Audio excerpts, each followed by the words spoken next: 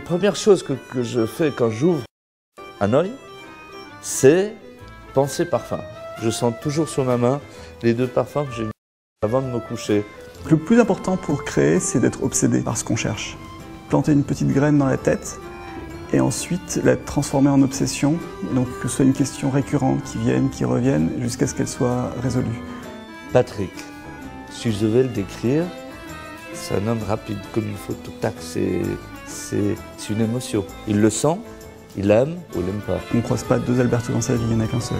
Il a une élégance, une manière d'être extrêmement raffinée, un immense amour de la parfumerie et une personnalité unique. Le parfum nécessite, quand vous écrivez vos formules, une joie de vivre. Vous ne pouvez pas écrire si vous êtes amer.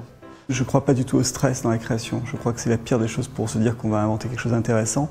Et le plus beau moteur possible, c'est vraiment le plaisir. Flower, pour moi, c'est une longue histoire parce que c'est une création de passion. Ça a été fait avec beaucoup d'implication, beaucoup d'amour, de l'âme, et fait avec sensibilité, je pense. Dans l'histoire de Flower, il y a toujours cette idée d'un coquelicot qui est réinterprété, poétisé, réintroduit dans un monde qui est un monde magique. Mais dans le cas de Flower and the Air, on va beaucoup plus loin, et c'est vraiment une montée vers le ciel. C'est une femme dans l'air, c'est un rêve avec les yeux ouverts.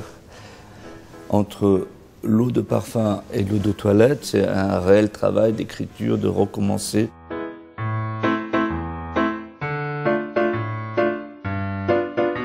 On a voulu travailler la rose d'une autre façon.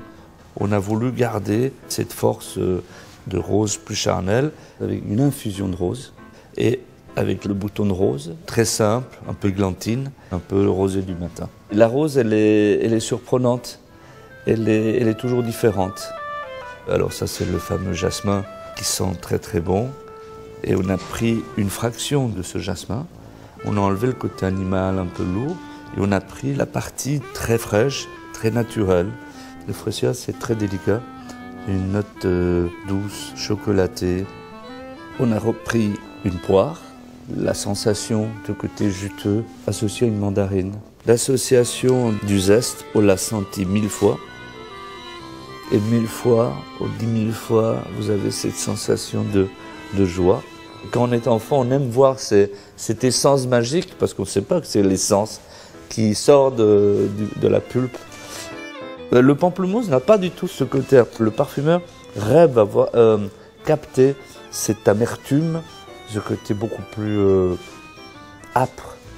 Très important, le musc qui ne se voit pas, le musc blanc. C'est la sensation d'un rayon de soleil sur sa peau. La légèreté, pour moi, c'est le luxe de l'insouciance. Donc je rentre dans l'idée de légèreté par l'idée d'un lâcher-prise, l'idée de savoir vivre sans trop penser. La légèreté, c'est la chose la plus difficile à écrire. C'est pouvoir voler, c'est pouvoir se lancer dans le vide.